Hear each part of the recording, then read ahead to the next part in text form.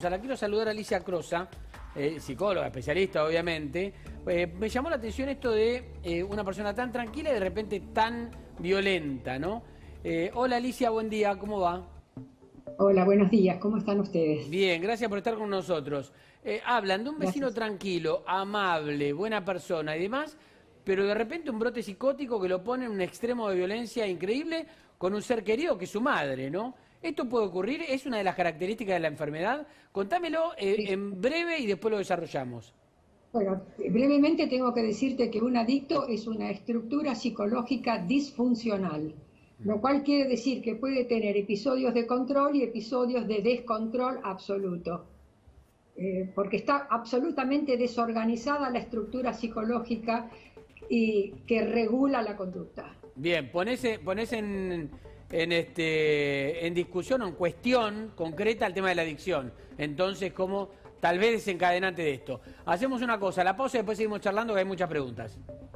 Muchas Alicia gracias. Crosa, ya venimos de la pausa. Vamos a seguir la charla con Alicia Crosa. A raíz de lo que vivió Chano, que está internado y ya nos vamos a preocupar también por su estado de salud, después de un disparo en el abdomen que le dio un policía para defenderse de un ataque de Chano con un cuchillo en un brote psicótico. Nos decía Alicia que efectivamente ocurre esto de estar tranquilo y después violento en un psicótico. Pero Alicia, yo quiero compartir imágenes con vos para seguir hablando de lo que ocurrió de algo que ocurrió, digo bien, en la ciudad de Buenos Aires y todos recordamos, que tiene que ver con la muerte de un policía también por una persona que tuvo un brote psicótico. Que después se determinó que había tenido un brote psicótico, ahí está, el hombre con el cuchillo, que lo alcanza a apuñalar en el corazón. Exactamente.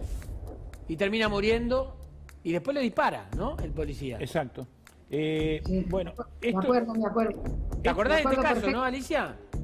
Sí, me acuerdo perfectamente de ese caso y creo que también yo tuve alguna intervención, alguna salida al aire en algún otro canal. Sí. Lo que pasa que el cuadro psicológico del adicto es absolutamente lábil. ¿Y esto qué quiere decir? Que le fallan los frenos inhibitorios, que son los que regulan la conducta. Los frenos inhibitorios que todos tenemos son reguladores de la conducta de interconexión entre unos y otros. En el adicto eso está totalmente alterado, porque tiene una estructura psicológica disfuncional. Y viven enfrentados, por lo general, a la paradoja de que lo que deben evitar, que es el consumo de la droga, ¿no es cierto?, y la reiteración en el consumo, es exactamente lo que necesitan. Entonces, esa situación paradojal es la base de las recaídas, ¿no? Porque viven dominados por la necesidad de crearse ese paraíso aliviador. O sea, el adicto vive torturado por una situación interna, pasional, ¿no? Pasional, generalmente vinculada con algunas figuras familiares o figuras con las cuales han tenido relaciones no del todo saludables, ¿no? Que no han sido armoniosas. Y bueno, es un infierno la vida del adicto. Ahora, es el un brote infierno. psicótico en un adicto se da cuando está con abstinencia de su adicción o cuando está en momentos de consumo. Puede darse de las dos maneras, según yo no conozco muy bien la parte psiquiátrica de eso, ni tampoco puedo hacer opinión, pero desde el punto de vista psicológico sé muy bien que el brote puede deberse a una abstinencia como también puede deberse a un exceso, eso es así, o sea, la estructura de la personalidad del adicto es lo que está lesionado. ahora, doctora, vemos imágenes a la derecha de lo que pasó el 28 de septiembre ahí frente al Museo Malva. Ahí tenemos Sí, me acuerdo. el caso de Rodrigo Rosa, una persona que tenía una patología psiquiátrica, que no estaba recibiendo la medicación como correspondía, además estuvo en tela de juicio la actuación del psiquiatra. Y después el tema de Chano Charpentier, que aparentemente él tenía problemas con las adicciones. La cuestión es acá, ¿cómo se controla? Porque tengo entendido que, hoy lo discutíamos más temprano, la ley de salud mental prohíbe que se interne de manera coercitiva o coactiva, mejor dicho, ese es el término adecuado, de manera coactiva a una persona. Si no es por voluntad propia no se lo puede internar. Entonces, ¿qué hace la familia? Mire, es una situación dificilísima. Y realmente hay que considerar a las familias que les toca tener un miembro dentro de su vínculo familiar cercano. Es muy difícil de manejar. Yo me acuerdo que había un profesor nuestro en la facultad que decía que los adictos hacen turismo médico y psicológico. Me acuerdo de esa expresión, la traigo a colación porque me quedó muy grabado en ese momento. Hacen turismo psicológico y médico.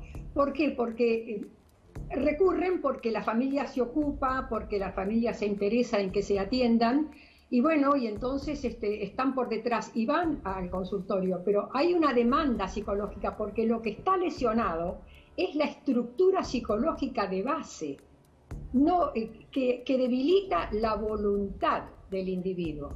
Entonces el individuo adicto entra en esa paradoja de que por un lado quiere, pero no puede, porque el querer está debilitado por la posibilidad de poder. Entonces, de poder frenar. Entonces, si el adicto... Eso es la base de las recaídas. Ahora, ¿y quién hace esta ley? Porque si, como dice usted, doctora, yo la escucho atentamente, la persona que sufre una patología de este tipo, ya sea por cualquiera de las dos cuestiones, por la droga o porque la tiene de preexistente, es una cuestión fisiológica, digamos, ¿no? Pero, ¿quién hace la ley esta que prohíbe que una persona sea internada por la fuerza? Cuando el paciente no tiene control de sus acciones. Pero mire, si tenemos en cuenta de que tenemos en vigencia las consecuencias y los efectos negativos del garantismo a través de la cantidad de delincuentes que están en la calle y que han aumentado la tasa de delincuencia de una manera pero impresionante, bueno, usted se dará cuenta de que últimamente hemos estado fallando en muchísimos aspectos de la regulación de las normas sociales. Y estos son los efectos que tenemos. Pero le voy a decir algo más. Yo no sé hasta qué punto, adhiero bastante a lo que dijo Bernie, que me antecedió, ¿no? En cuanto a la responsabilidad del policía que actuó en la defensa propia y también en la defensa de la emergencia, ¿no es cierto?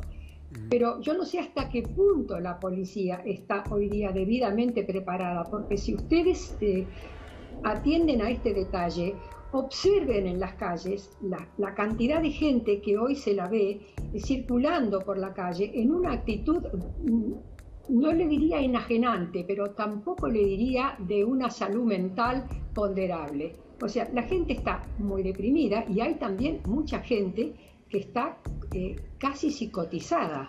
Además hay mucha gente menesterosa también, que consume para soportar su estado, ¿no? Y su estado de salud y su estado de vida.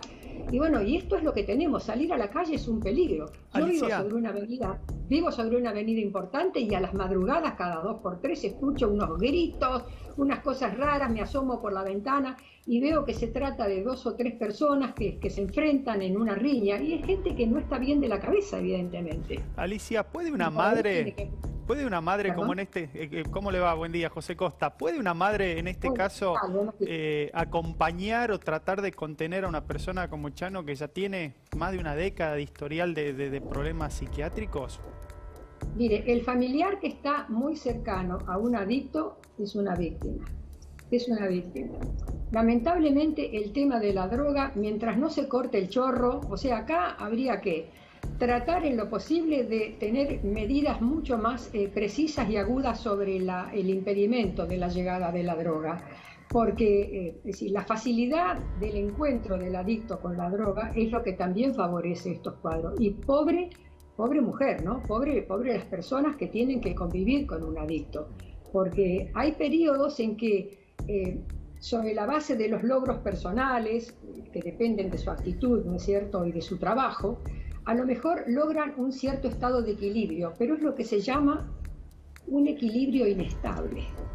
No es un equilibrio como podemos tener las personas que no consumimos nada. Ahora, es Alicia, una especie de... se supone que, volviendo al caso Chano concretamente, ¿no?